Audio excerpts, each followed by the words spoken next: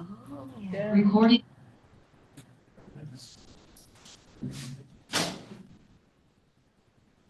Okay. Good evening, everyone. I would like to call the meeting to order, February 7th, 2024. Madam Clerk, can you call the roll? Chair Manfor is absent. Vice Chair Duncan. Here. Commissioner Morgan. Here. Commissioner Griffin is absent. Commissioner Nunley. Here.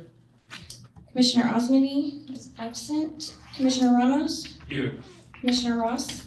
Here. Commissioner Stajabu. Here. Commissioner Starks. Here. Commissioner Wu. Here.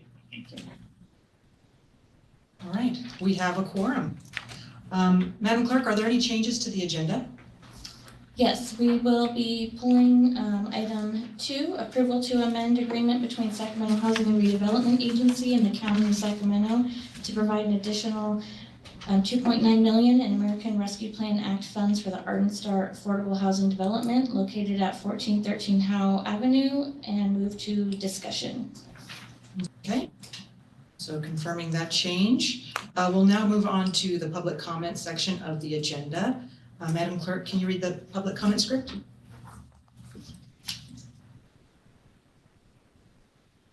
Persons wishing to address the Commission on subjects not on the agenda but within the jurisdiction of the Commission may do so at this time. The Commission cannot discuss or take action on matters not on the agenda for this meeting. To speak on an agenda item, please fill out a speaker card and give it to the clerk. Speakers are limited to 3 minutes per item, and we have no speakers. Then we will now move on to the consent items on the agenda. Madam Clerk, can you read the consent item wording? All matters put on consent are to be approved by one motion unless the Commissioner or the public requests that separate action is taken on a specific.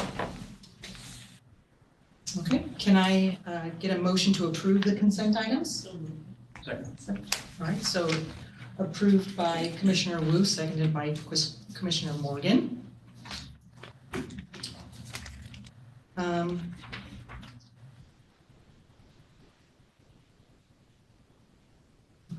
So we will, since there are no objections, we'll pass the motion and then, or are there any objections to it? Okay.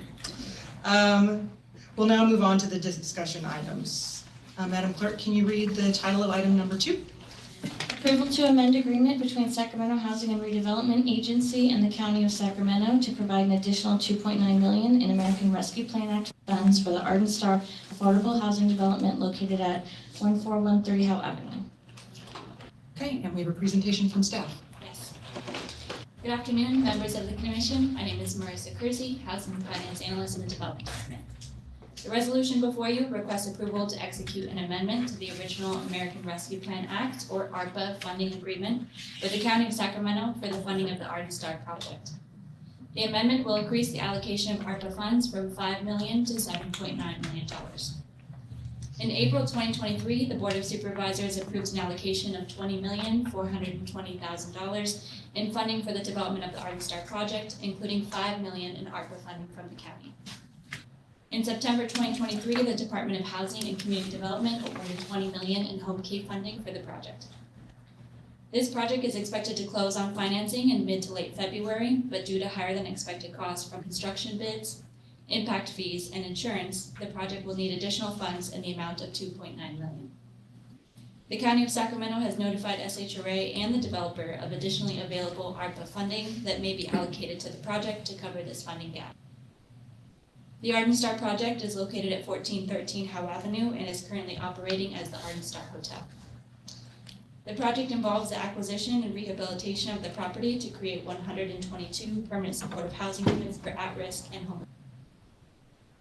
At completion, the project will include 71 studios, 51 one-bedrooms, and 2 managers' units.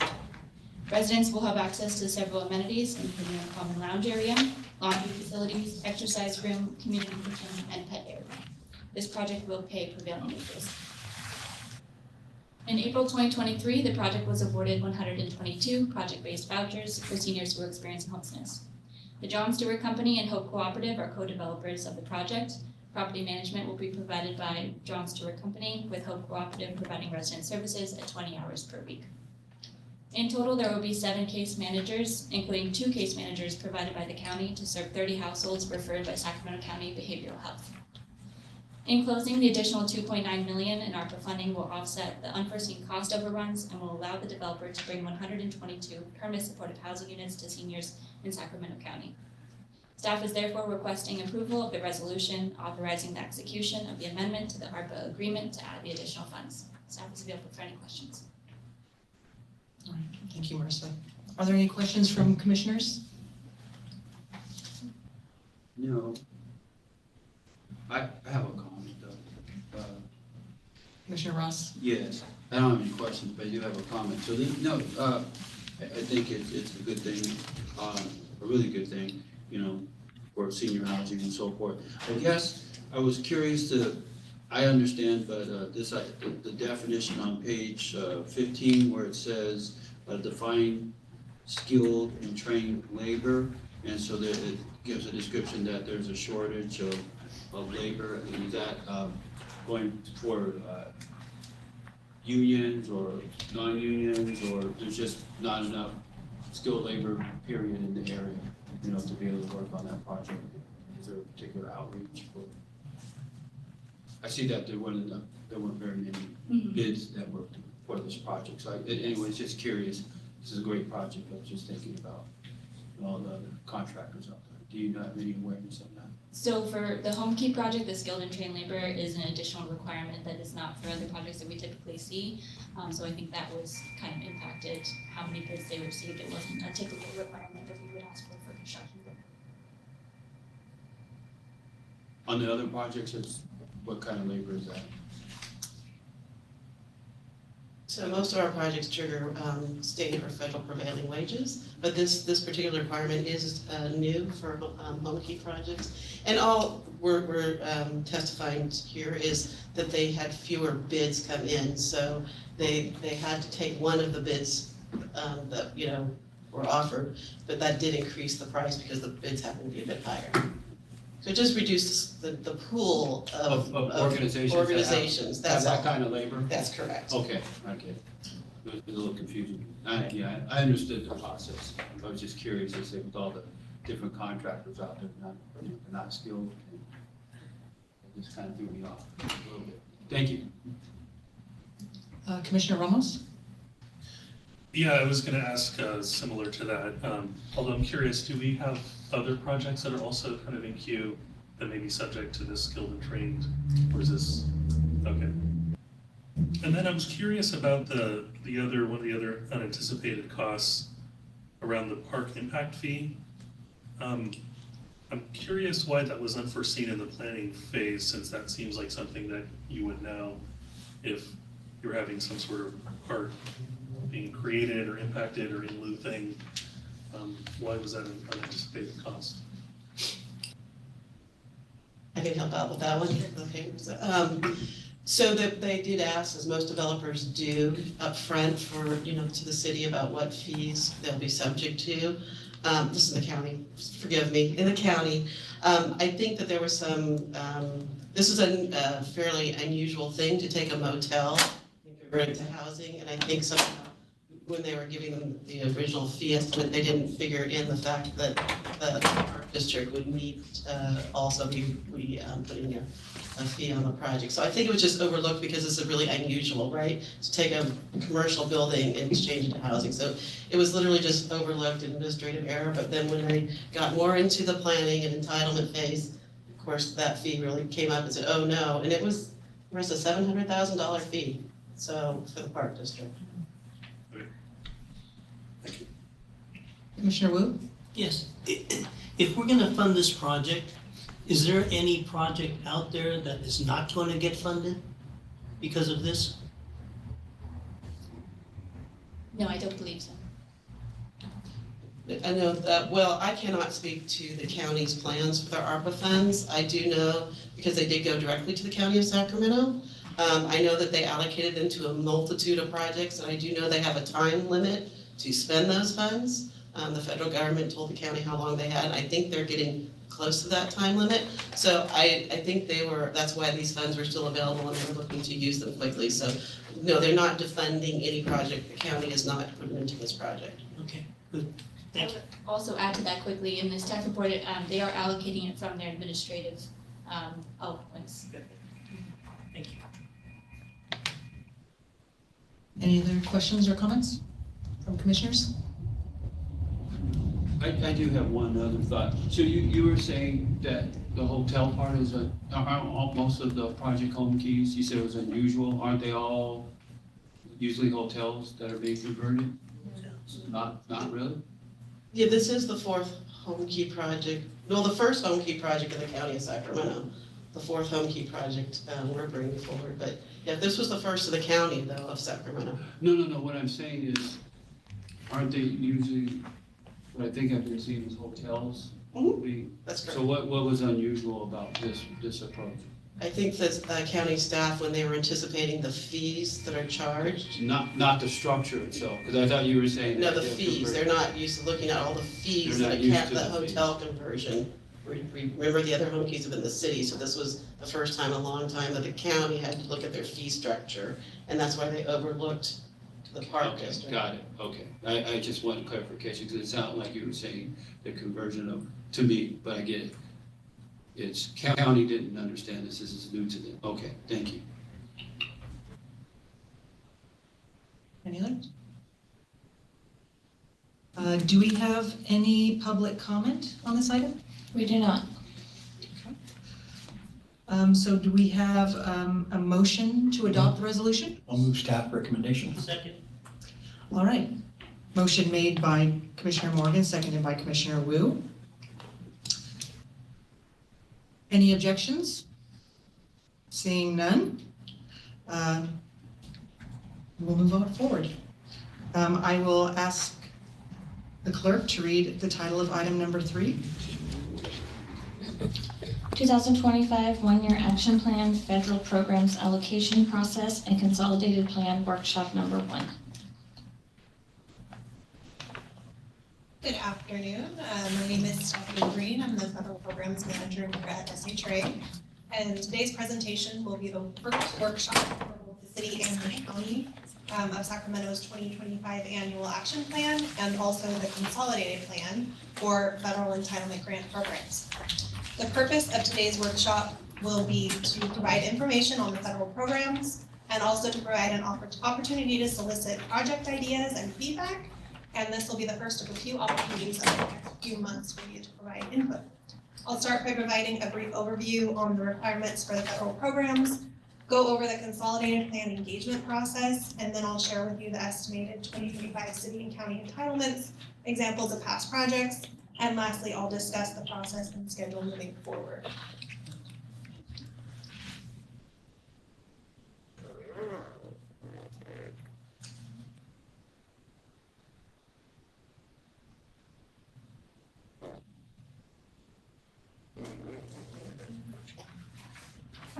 Oh, no, it's okay. Sorry, we're good. Okay, I'll keep moving. So on the next slide, thank you. As a high-level overview, SHRA has been delegated authority by City Council and the Board of Supervisors to administer the formula program grants received from HUD on their behalf. These grants include Community Development Block Grant, or CDBG, Home Investment Partnership Program, or HOME, Emergency Solutions Block Grant, or ESG, and Housing Opportunities for Persons with AIDS, HOPWA. These are all entitlement grants, meaning that HUD uses a formula to determine how much we get each year in each jurisdiction. Further on, I'll describe what activities each of these programs cover. As part of accepting these grants, there are steps that HUD requires us to take. First, HUD requires grant recipients to complete a consolidated plan, which is a 5-year plan that identifies community needs and establishes a long-term strategy to meet those needs. The next consolidated plan will cover the years 2025 through 2029, so this year we'll be undergoing the development of that consolidated plan. The process will involve extensive community outreach and consultation with relevant stakeholders and service providers. The consolidated plan will be adopted in October and must be submitted to HUD by November 15th. In addition to the consolidated plan, HUD also requires that we prepare an annual action plan, which identifies the specific activities and projects that will be undertaken to meet the objectives identified in the consolidated plan. So we've already kicked off the consolidated planning process this year by hiring a consultant who has excellent experience in leading the development of a consolidated plan, and we are progressing with creating our community engagement strategy.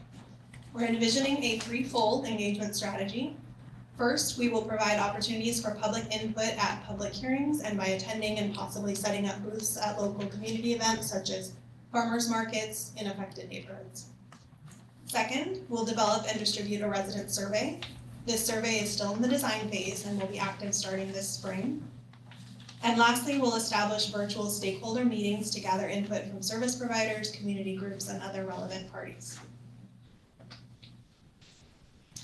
The next few slides will cover how we determine which projects or activities to fund in the annual action plan, primarily focusing on the CDBG funds.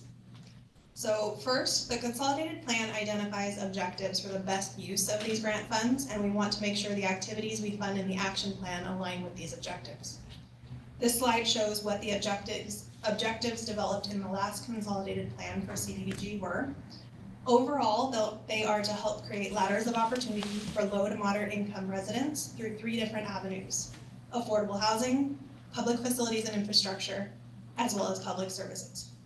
You'll see these 3 different categories reflected in how CDBG funds are distributed in the action plan. In addition to meeting the consolidated plan objectives, we also must ensure that projects meet a HUD national objective. The vast majority of CDBG expenditures meet the national objective of being an activity that benefits low to moderate income persons, which can be accomplished 3 ways. First, it could be an activity that benefits an area of low to moderate income, which means that it needs to be in a location that's primarily residential, and at least 51% of the residents need to be low and moderate income. Second, we can also provide funding directly to low and moderate income clientele, which is individuals or households at or below 80% of area median income. And as an example in this category, we'll usually fund shelters or Meals on Wheels. Lastly, we can also fund low to moderate income housing, which helps provide housing to individuals or households below 80% area median income. This is usually provided in the form of gap financing for affordable housing rehab projects. In addition to meeting a national objective, CDBG projects must also be an eligible activity.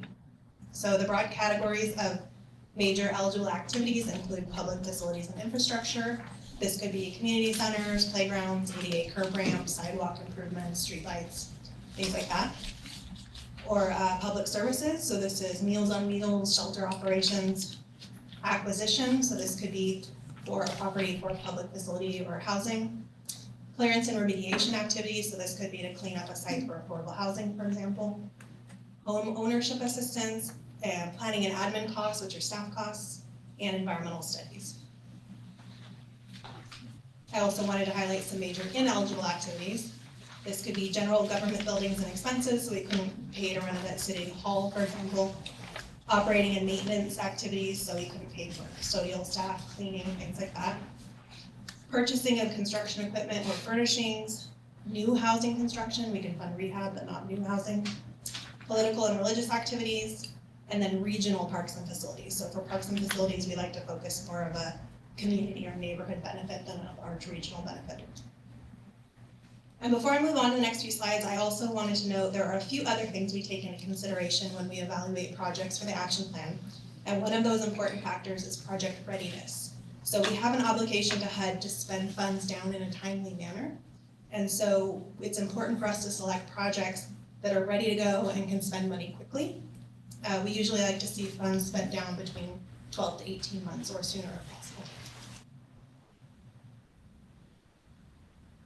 So next I'll highlight the 2025 estimated funding entitlements for the city. After that, I'll do the same for the county. So we typically receive the final approved amount from HUD in April of each year. So for planning purposes, we'll base this year's estimated entitlement on what was approved in previous years, anticipating no change in entitlement. So for 2025 in the city, we're estimating we'll get about 4.6 million of CDBG, and we already went over what activities CDBG can be used for. For home, we'll expect about 2.7 million, and these funds usually go to acquisition and construction of multifamily affordable housing projects.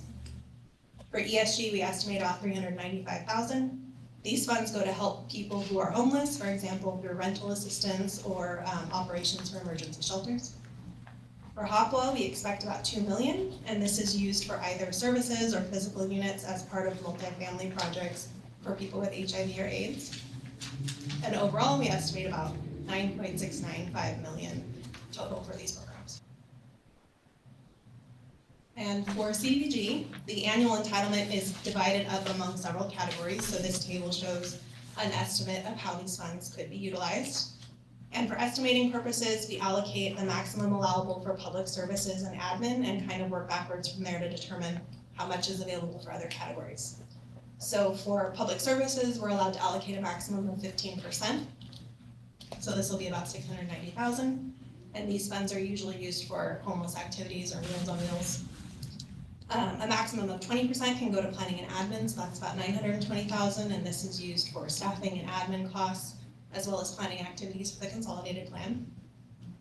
722,000 goes to our HUD loan repayment. This is for repaying back the Section 108 loan for Mirasol Village construction.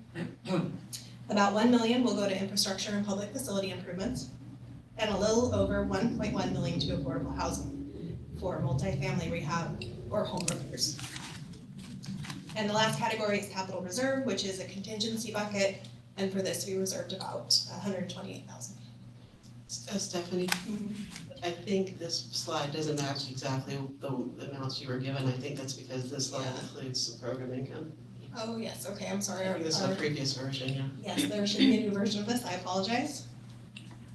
Yeah, so this slide up here, we do also tend to get some additional funds either through program income or if we have reprogrammed funds through either capital reserve, some money that was either not spent on a project, or if a project was canceled and we have leftover funds, we can reallocate that as well. So that's why the numbers are a little bit different.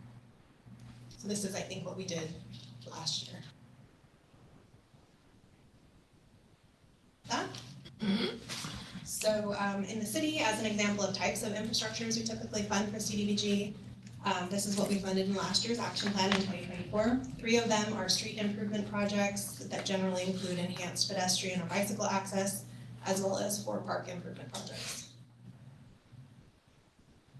So now moving on to the county, this table shows what the estimated 2025 entitlements are in the county, and there's a total of about 10 million. And just so you're aware, the HOPWA allocation we saw on the city slide does not appear here because it comes through the city and is distributed throughout the various counties, including Sacramento. So again, this slide is actually what we approved in 2024, but generally it works the same way. We can allocate up to 20% for planning and admin, 15% for public services, and divide the rest up among infrastructure, housing, and capital reserve. We also have an agreement cities line item on here, which is non-entitlement jurisdictions in the urban county of Sacramento that we also receive and administer funds for. And an example of infrastructure projects approved in 2024 in the county included 4 street improvement projects, 2 sidewalk projects, a street light project, a park restroom sewer line improvement project, and additional funding to finish an ADA restroom in Walnut Grove. So the final few slides will outline the process moving forward to complete the consolidated plan, as well as identify projects for the 2025 annual action plan. So in January, SHRA initiates the process with city and county staff to start thinking about the projects for next year. In February, we hold our first action plan workshops at the Commission, City Council, and Board of Supervisors. February through May, we'll meet with the city and county staff to start identifying projects, confirming if they're eligible, and during this time, we'll also host our consolidated plans workshops with stakeholders. In June, we should have a draft list of projects identified, and we'll come back to Commission, City Council, and Board of Supervisors with that draft list. And we'll also hold our first public hearing for the consolidated plan. June through August, we're going to continue having our action plan meetings with city and county staff as needed to finalize projects and continue with consolidated plan workshops. Then in August, we should have started circulating the draft consolidated plan, and we'll hold our second consolidated plan public hearing. At this point, the action plan budget should also be complete. So August through October, we will finalize the consolidated plan and the action plan. Then we'll come back to commission, city council, and board of supervisors in October for approval of those two plans. And then we'll submit to HUD by November 15th. So that concludes my presentation. Once again, we welcome any input you have for either the consolidated plan engagement process or for action plan project ideas. Thank you for your time and open to questions. Thank you, Stephanie. Do we have any questions or comments from commissioners? I do have. Okay, Commissioner Sajabu. You said the figures you gave us. Can you turn your mic up? Last year? Yes, yeah, so those were the numbers that we actually adopted in last year's 2024 action plan. Okay, gotcha. Any other? I do have a thought, but Commissioner I Ross? think it's already established. So on the public services, so that max of 15%, who is that set by? That's HUD. Okay, that's what I thought. Can't do it more, no. Yeah. I knew we couldn't, but I thought I would ask. Yeah, Because good I've question. heard that, many people cry over that and wish it could change, but, okay. That's what I wanted to ask, thank you. Any others? Okay. Madam Clerk, do we have any public comment on this item? We do not. Since there's no motion for this item, we will move on to item number 4. All right, we have election of commission chair and vice chair for 2024. Okay, so I will open the floor for nominations for chair of the commission. Like 970. Okay, so we have one nomination for Stephanie Duncan. Any others?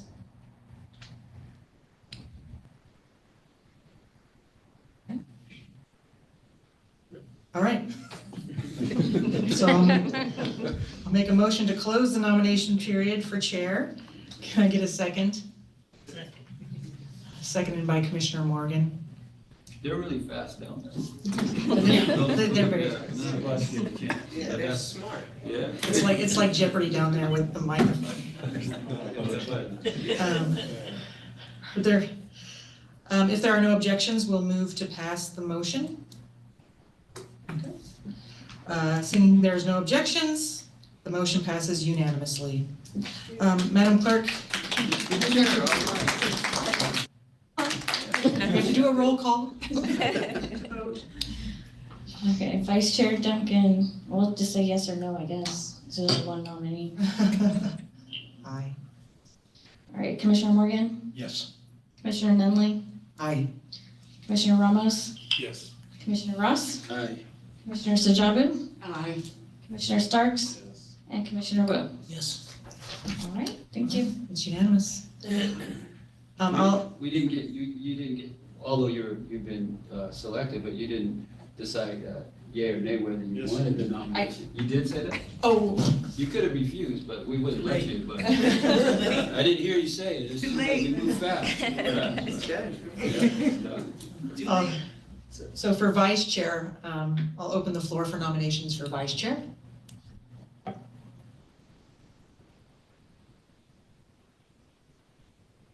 I nominate Commissioner Nunley for vice chair. Commissioner Nunley, do you accept? Okay, I accept. Right.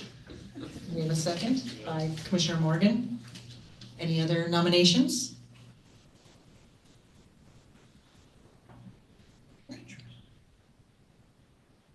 All right. Any objections to the nomination? Okay. Seeing none, I'll move to pass the motion. Motion passes unanimously. Shall we do the roll call again, Madam Clerk? Yeah. Vice Chair Duncan, Aye. Commissioner Morgan, Yes. Commissioner Nunley, Aye. Commissioner Ramos, Yes. Commissioner Ross, Yes. Commissioner Sajabu, Yes. Commissioner Starks, Commissioner Wu. Aye. Congratulations, Vice Chair Nunley. Come on back. Any discussion on the results? We can move to the Executive Director's report. First of all, congratulations to our new chair and vice chair. Really appreciate you serving in those roles. Also too, wanted to extend congratulations to Commissioner Amanpour and Ramos, who have been reappointed by the city of Sacramento for another term. Will run through 2027. So congratulations to you as well. Our next meeting will be held on February 21st. I think at that meeting also too, we will give some kudos to our outgoing chair, Amanpour, will be in attendance. And that's the main thing that I have. Thank you. Thank you. For my chair report, I just want to, we're in February, so that is Black History Month. So I just want to honor and recognize the contributions of African Americans throughout history. And if you get a chance, check out the Sojourner Truth African Heritage Museum out on Florin Road. Thank you. Any reports from commissioners? Yes. Commissioner Nunley. I just wanted to say that,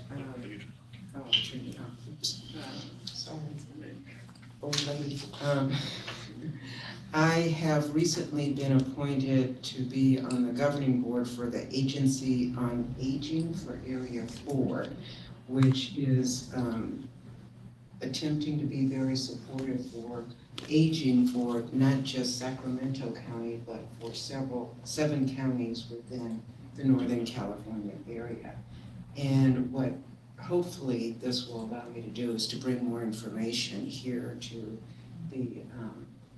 the agency here, as well as be another conduit for disseminating information both ways, so that hopefully it can help with outreach and some other things. So I just wanted to let everyone know that that is one of the things that is available now. So that was it. Congratulations. Yes, Yes, congratulations, thank you. Thank you. Any other commissioner announcements?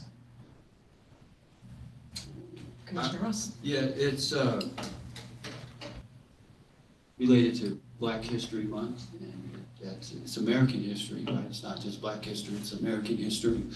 But I want to give my hats off to Commissioner Starks there. I attended the MLK walk and march, and I don't know, that's my 3rd time being there, and it's always an extraordinary event. One of our commissioners helps put it on with his wife, and you guys do an excellent job, and my family and I thoroughly enjoyed it, and I want to just commend you for that work. I think it's, I don't know, it just tells us a little bit about who you are, and it's not just here, but it's everywhere. So, thank you, sir.